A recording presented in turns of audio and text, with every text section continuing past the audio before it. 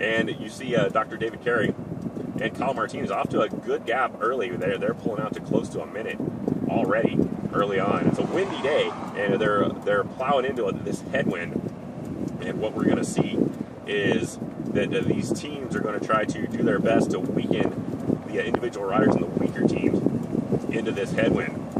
What this does for Sport Systems, they've got 9 other riders on the team. And Ziavello from southern New Mexico, and the beautiful kid, the yellow and red of our state flag, that's Kyle Martinez there. All of their teammates are able just to sit in the middle of that field and tell the other team's individual riders, well, unless you want our 2 guys to win this 57-mile race, you've got to do the work to pull them back. Let's keep them a little closer. So these early adventurers out for the glory. And of course, they want to get their smiling faces on the internet around the world on ProView networks, where it's a great place to be seen. This is historic Route 66 that we're riding on, which of course is the mother road all the way from Chicago to Los Angeles, built originally in the 1920s. Actually, the original Route 66 briefly went through Santa Fe, but Mexico governor in 1926 lost the governor's race. And that was Governor Arthur Buchanan lost the election in 1926, and he blamed it on local Santa Fe politics. So he used his influence to have Route 66 rerouted around Santa Fe and through Sierras Canyon. And this road has been here ever since. Featured on The Grapes of Wrath, the movie starring Henry Fonda, made in the 1940s. Those things were not filmed here, but the scene where they stop in Albuquerque for a half a loaf of bread, that was based on the Cartwell. So David Carey for Sport Systems, Mountaintop Cycling, along with Kyle Martinez, our early breakaway. That's perfect. At the 44th Sandia Crest Road Race. Enter your picture on the right of your screen will be the old Mountain Lodge, one of the old neon sign or 66 motels from years gone by. Not currently in business, but as this is one of the most popular cycling routes in America, and I myself ride it frequently. Every time I ride by there, I think, there's really not a nice motel closer to Sandia City area than that. It might be a fantastic location for somebody to look into. I don't know what the situation is, but definitely a historical landmark here in Sierras Canyon. This route is very familiar to all of the riders who have raced in Albuquerque for any length of time as the Tuesday, Thursday lunchtime training ride for the gentleman from Sandia Labs and everybody else who shows up. And if you want to learn to race like a man, that's really, you can come out here and just get your doors blown out for an hour every Tuesday and Thursday at noon. Unofficially known as the Grim Reaper Ride. Race from Fort Hills to Sierras Canyon. Not really a race, it's just a training ride.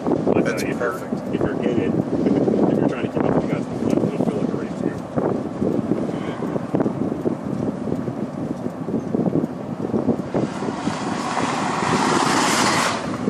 Cartwell initially descended again de Carnway from the Tijuana or Badger Place. Named after St. Michael, the patron saint of policemen, grocers, and radiologists. And of course, the American Radiological Society has one of their headquarters right at the outlet of this canyon as you leave Fort Little area. And as San Miguel is the patron saint of policemen, I want to say a big thank you to Bernalillo County Sheriff's Department for being out here and giving us the opportunity to showcase Bernalillo County. And as you can see back behind these 2 brave adventurers, there's the main field is nowhere in sight. And that is because Mountaintop Sport Systems, the 9 riders for their team, they don't want to pull. And none of the Ziavello riders, including David Vaughn, they don't want to do any work either. Category 3 winner of Tour de Gila. Those of you unfamiliar with the American cycling, Category 3 is a step below the riders who usually race Pro-Am. It's a step below Pro-Am. So it'll be a mini Category 3 riders, the tough ones in this field. They have the option to race against the pros this Sunday morning, or they can race against the beginners. They have the option. But David Vaughn won the Category 3 overall at Trujillo, which is a fantastic win for previously the mountain biker from Carlsbad. Only been racing for a few years, and but is a fantastic off-road rider. Winner of the Horny Toad Hustle last year, as well as the Signal Peak Challenge down in Silver City. And of course, Signal Peak, one of the most fantastic mountain bike racing events in America. So we'll see more of David Vaughn later. His individual time trial is the only stage of Tour de Gila in which we can compare him to the Sport System top riders like Ferrara and Calder and Kim Taylor. But his individual time trial was very close. He would have been top 25 in the open amateur class at Tour de Gila. And that's the Colorado. So the team that's missed out on this early move is Scalo in the blue, black, and white. And I have to say sorry to the Scalo riders for not getting it before the race. We will definitely get you the finish, and we really appreciate them being out here some of theirs to help make making this event possible today. We'll see more of them, of course. Scalo, sponsored by the restaurant of the same name in Albuquerque's Mountain Village, just east of the University of New Mexico. Long time supporter of road cycling, on and off road cycling in New Mexico, which really came back on the scene really strong in the last couple of years. This is perfect. Fantastic riders.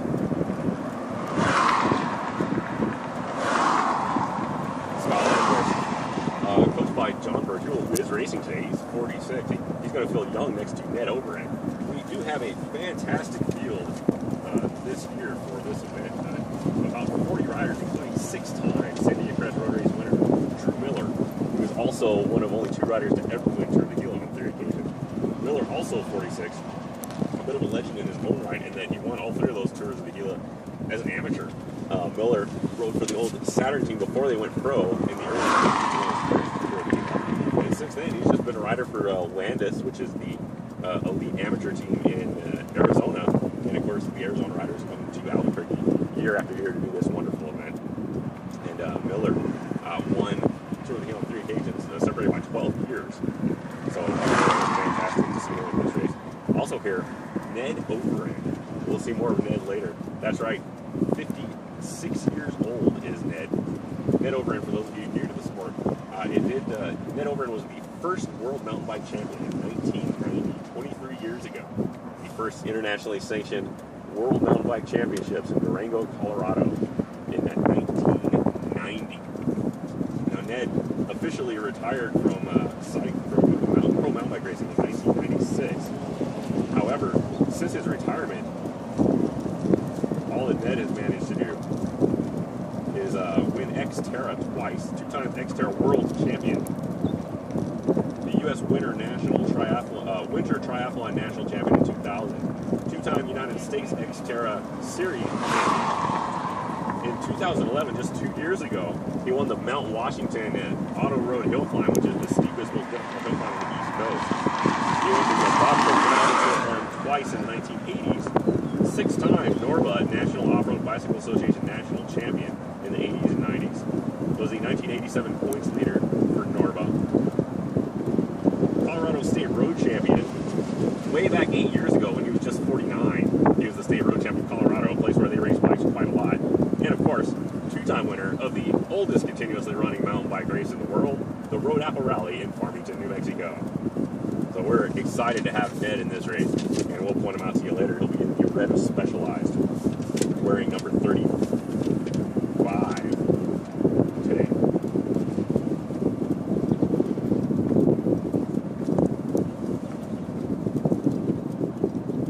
Now, not in this category, but another celebrity making his way to New Mexico, cycling celebrity for sure, Todd Gogolski, former Coors Light professional and Santa Fe resident for all of those years.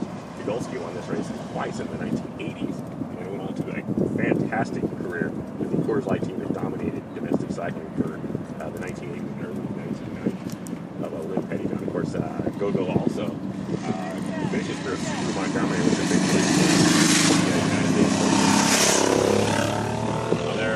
The road is not completely closed. It is open to traffic, and we had a couple of motorcycle tourists giving the heads up to our 2 leaders. We have quite a good gap on the main field. We're still early in this 57-mile race, almost all of it uphill. There will be a little bit of descending, but we're heading to the village of Carey as we have left Farwell.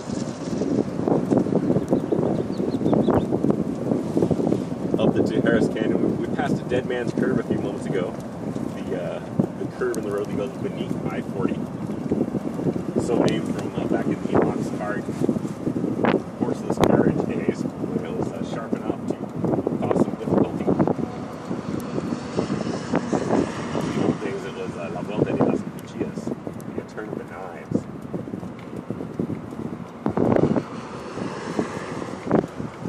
We're looking at Carey Martinez and Dr. David Carey. Carey with Purdue Dermatology. And has been fantastic this year. He's actually won some races.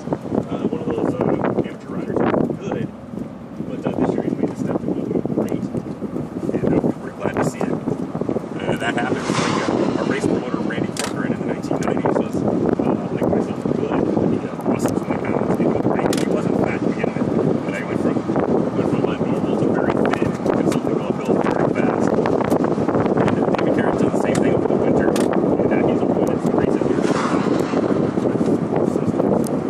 Score systems in the Bible spots are but you're really good in Louisiana. You know, very usually the Euro gravity scores headquarters.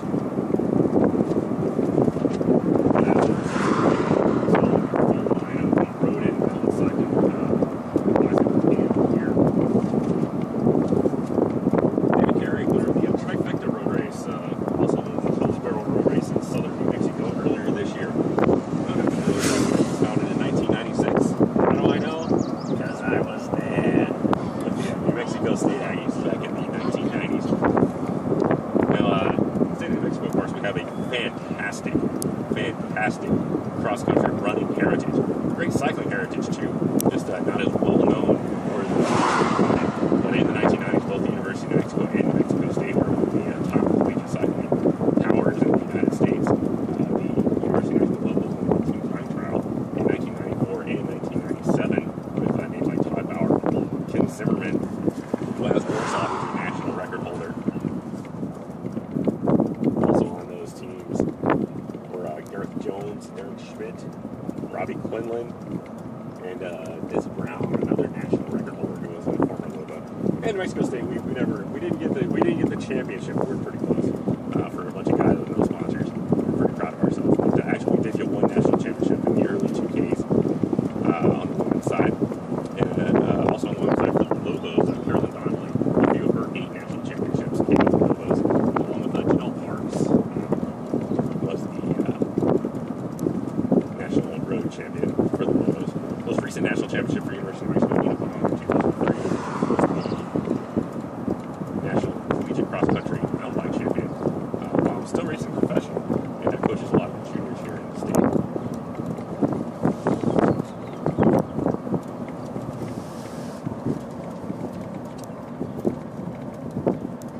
We now enter the village of Paris.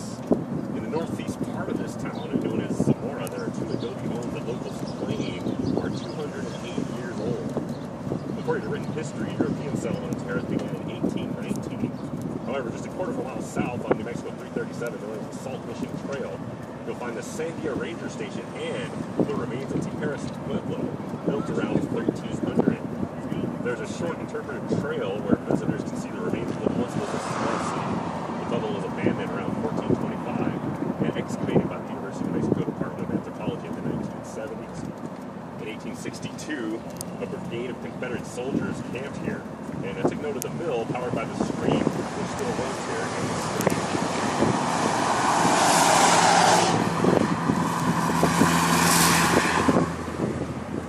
Perfect distance. The riders continue to climb.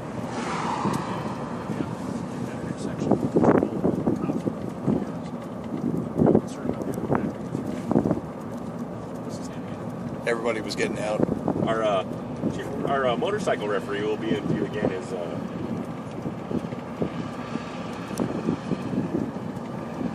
having a fantastic day out there.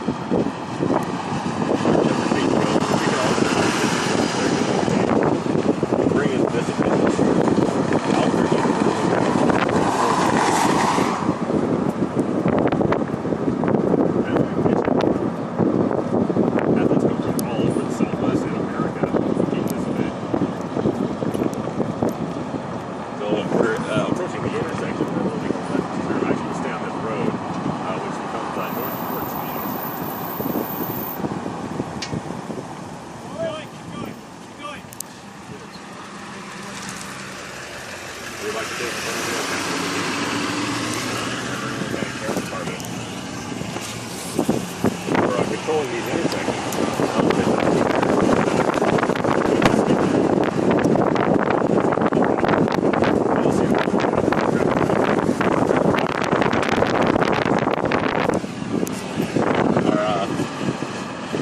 a very comfortable early lead. They've got a long way to go, but they were 7 miles in.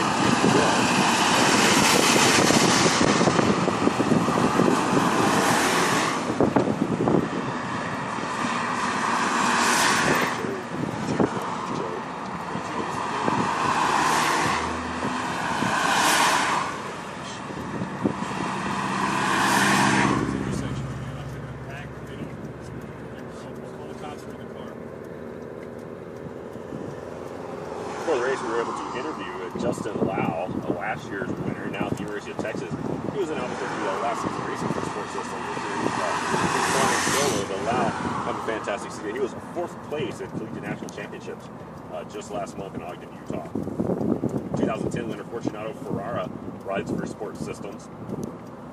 Fortunato was the top finisher at Tour de Gila this year, top New Mexican, and at 5th place overall. 2009 winner Damian Calvert, we were also able to interview before the race. Calvert raced the 35-plus class at Tour de Gila as the road begins to point uphill as we're exiting Tijeras. We'll shortly be passing the village of Hobbies and entering San Antonio. But Calvert won the Mogollon stage, the very steep 11-mile climb. The last 10 miles, excuse me, the last 2.5 miles at Tour de Gila. That's the Calvert, who has won this race to make his mark on today's race. Of course, 6-time winner Drew Miller is here. This race is also won in 2005 by the unheralded rider who broke away early on as these 2 riders did and had a 9-minute lead when he got to the final 13.6-mile climb. Now that rider was about 6'5", which is extremely tall for a cyclist, but a lot of power in those legs, and was able to hold on and win the race by just a few seconds over 2nd place. That rider is now the United States Professional Time Trial Champion. His name is Tom Zerbel, winner of this race 8 years ago. 2002, due to fire restrictions, this race wasn't able to go to the peak, but at that time the race was won by Ryan Bleckham. Last New Mexicans to still down the roster. Atlanta cyclist Scott Price won this race in 1998 with Wilson Cyclery. They're the green and white. Drew Miller, their favorite in this race, but Scott Amundsen is here as well for Atlanta Cyclery out of Arizona.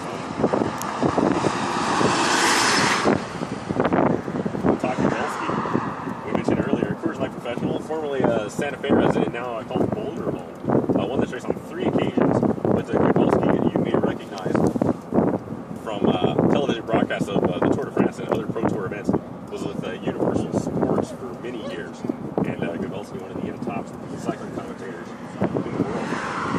We always appreciate listening to him. This race does date back to the late 60s, early 70s. There's some controversy as to when the first officially sanctioned organized race was held, whether it was sometime between 1968 and 1970.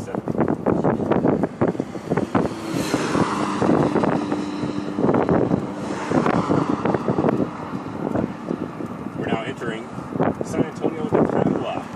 San Antonio, New Mexico, one of 2 San Antonios. A lot of the cities or villages in New Mexico go back to St. Anthony, as St. Anthony was patron saint of the This village of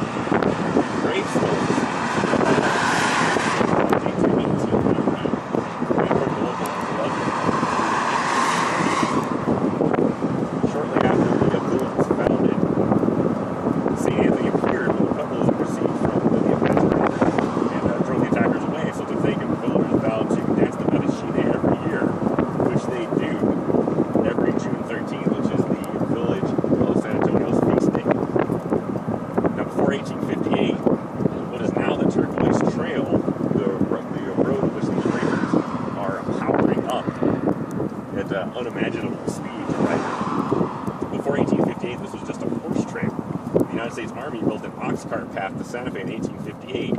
Until its expansion, this was just a narrow 2-lane road, but now the Turquoise Trail, New Mexico 14, winds all the way from Tijeras to Santa Fe with some of the most beautiful scenery. That's a great shot. We see David Carey and Kyle Martinez plowing a lonely furrow. The main bunch nowhere in sight. As soon as we're able to, we'll get a time split for you. But it's a few minutes already as the main contenders, the 13.6 mile, 3,800 vertical foot climb that marks the exclamation point of the Sandia Crest Road Race.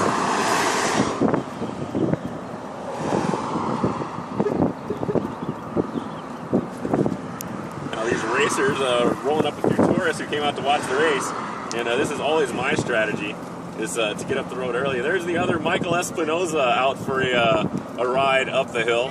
Smile, Mike, you're on candid camera with the high desert bikes, some of the high desert riders in this race. These riders just out enjoying the Sunday morning here in Bernalillo County. Recently, according to Livability magazine, an online magazine, Albuquerque was rated the #1 city to ride a bike in America. And we can see why with hundreds of miles of bike paths, including the newly repaved South Bosque Bike Trail. Of course, the Bosque Path, 18 miles all the way from Alameda down to south of Rio Bravo in Albuquerque. Fantastic. And of course, the diversion channel trails and all the bike paths throughout town. And then, of course, the tramway Boulevard in Albuquerque, one of the most ridden, most popular bike rides in America. Every Saturday and Sunday, you'll see mini cyclists making this trip as well, all the way up here to Cedar Crest, which we'll be entering shortly. Through San Antonio, to Cedar Crest, to San Antonito, all the way up to Sandia Crest Road Race. Now you can see that's our official notice. Time split. And we'd like to thank him for being out here. Doing this. Motorcyclists have to go through some very rigorous training to be able to do that. But we have a good time to be able to come out here and spend 3 hours on a Saturday morning in this beautiful weather and watching a bike race from right up close.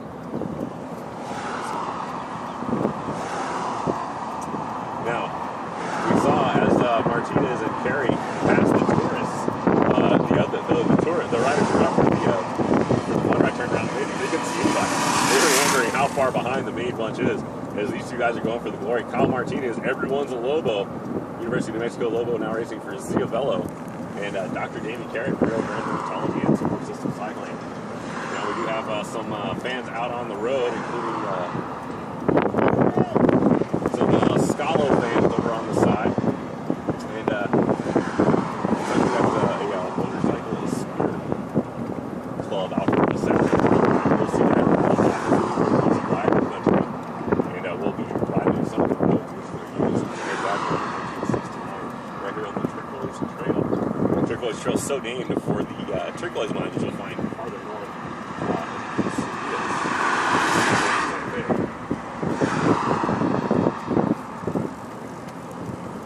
We're now entering Cedar Crest, the village of Cedar Crest, founded in 1920 by Carl Red, an eccentric tuberculosis patient who had recovered down the hill at Well Country Camp, which was a tuberculosis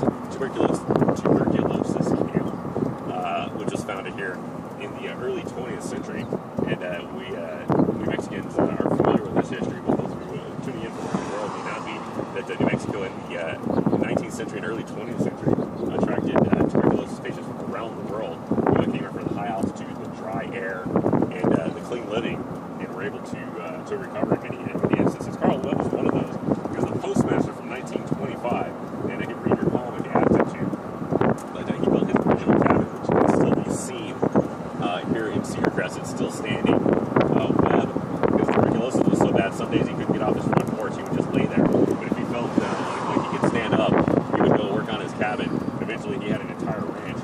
It was said of him that he was too sick to work, so he built himself a business. And Pulitzer Prize-winning novelist Conrad Richter stayed here in Cedar Crest in the summer of 1929 to write the novel Sea of Grass, which was later made into a movie starring Katharine Hepburn and Spencer Tracy. dealing with conflict between ranchers and farmers on the range to the west. Conrad Richter would go on to win his Pulitzer Prize for the 1950 Mountain. Far west original cabin is across from mile number 2 on the west side of the road, and we are at 6,700 feet above sea level. We started at about 5,800 or so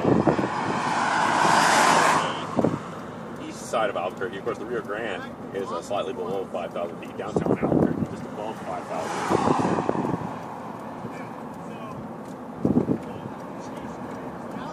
As we leave Cedar Crest, we get to Tendencito. Originally Tendencito and Martinez, and the history of the East Mountains is a history of small villages, family feuds, and the family that loses the argument has to move up the hill a couple miles, as the Martinez's did. As late as World War II, the local residents claimed to have been able to stand outside in the winter and hear the train whistles from Albuquerque here in Tendencito. Into the 1950s, residents here got their water from the acequias, or the irrigation system. People were pulling, and nearly all the cooking was done outside of the dome-shaped ovens called hornos, which you can still see in use here in New Mexico. Some of them, particularly if you take the Thunder Chicken, the New Mexico rail runner from Albuquerque to Santa Fe, which is a fantastic way to see some New Mexican countryside. You will see some real, currently in use horno ovens.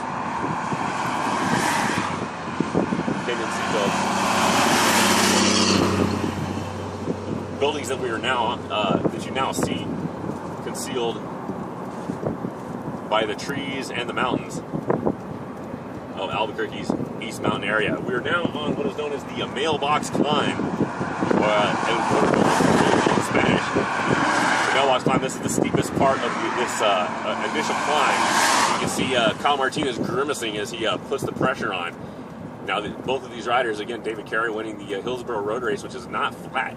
That race starting and finishing in the mining town of Hillsborough. Not quite a ghost town. There are about 50 to 100 full-time residents in Hillsborough, southern New Mexico, located between Truth or Consequences and Silver City in the Black Range.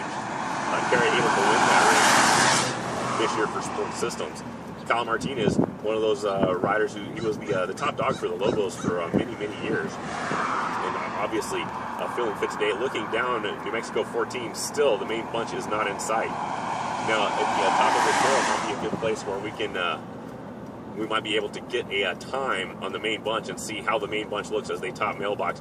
Now this grade is 6 to 7%, but the difficult part about this climb, especially if you're in that main bunch, because these two riders at the front, they want to stay together because they need each other for the next 45 miles or so to get to the base of the climb.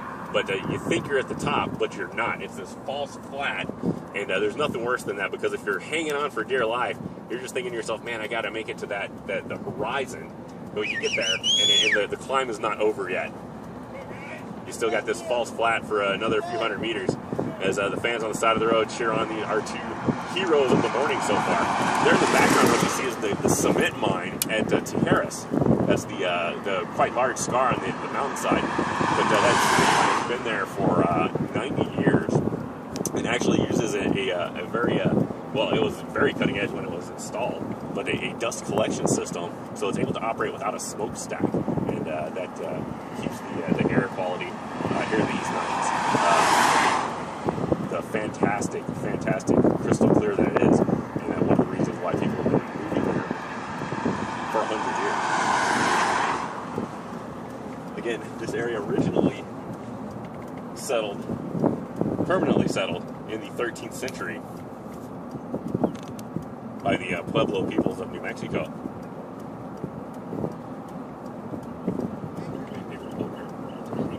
Oh yeah, we can see that.